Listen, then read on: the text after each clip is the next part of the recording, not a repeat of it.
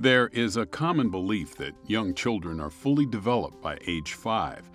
However, there is a significant amount of research that shows that early brain development continues beyond to age 8. Currently, learning climates age 0 to 5 are developmentally appropriate. However, there is a stark contrast between early childcare environments, or pre-K, and the environments in kindergarten, first, second, or third grade, often known as the school environment. This is the most important period in a child's life. It's when their experiences are shaping their character, when they're learning how to regulate their emotions, and they're becoming curious and enthusiastic about learning.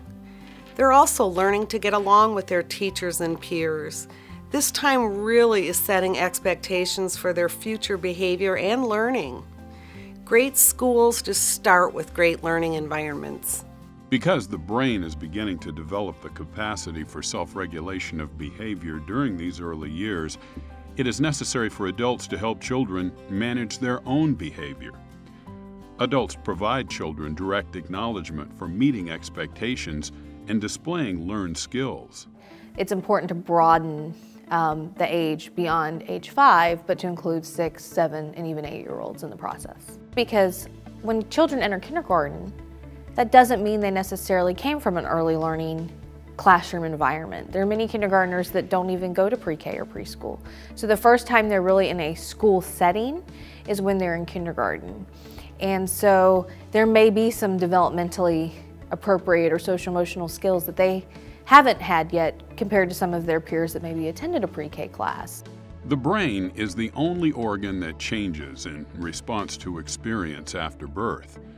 A child's social and emotional competence is one of 5 factors influenced by the quality of care and education that children experience. Creating the conditions necessary for children to be able to have strong relationships with their peers, with the teachers in the classroom, really set a foundation for the later trajectory of their academic career. Children who know how to respond and listen to the needs of their peers, that skill is learned a lot by the modeling of the adults around them.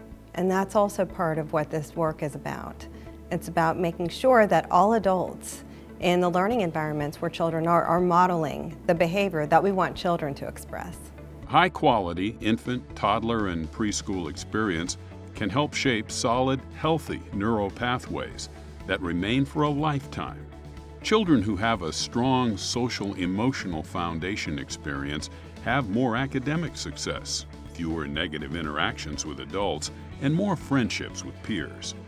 Because a negative learning climate really sets the path for a student to not reach their potential and for them not to really enjoy being a student. And then the collateral effect of that is really not enjoying being a child. Another important benefit to implementing strong emotional support in classrooms is that early care and education systems that implement classroom-based social-emotional strategies report higher job satisfaction ratings and lower staff turnover rates.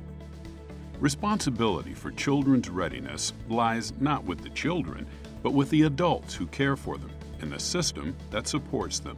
We're talking about changing the behavior of the adults in the building before we change the behavior of the children in the building. Some who think that changing the behavior of children in the building is the key to school climate, they're mistaken. The key to school climate is changing the behavior and attitude of the adults.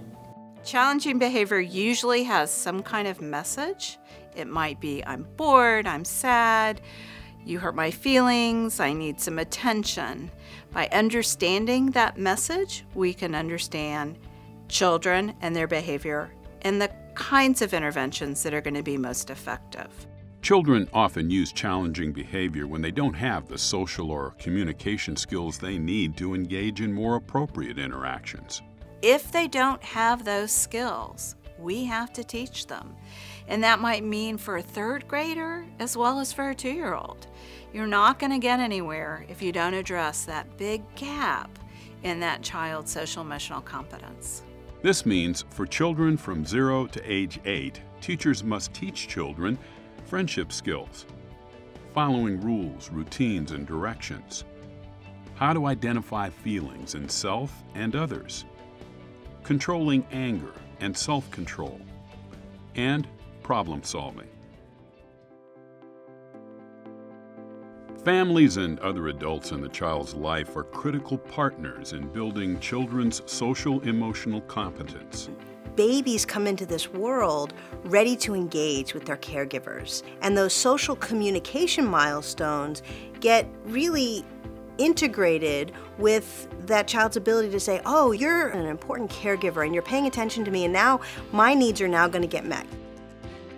Some powerful benefits of positive adult relationships include it enables children to respond to adversity and to thrive. It assists children in learning to communicate and get along with others.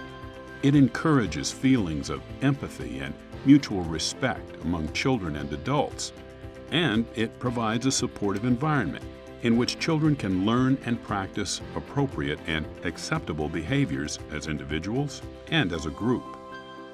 By creating positive early learning environments from birth to third grade, we will dramatically increase the number of children able to read by third grade and later graduate from high school. Birth to 8 is when children are developing the capacity for self-regulation. And having self-regulation skills during the time we're building the foundation of social-emotional competence will be the foundation for their ability to learn from 8 all the way through with success in high school and beyond. To learn more about productive learning climate and the Get Georgia Reading campaign, visit getgeorgiareading.org.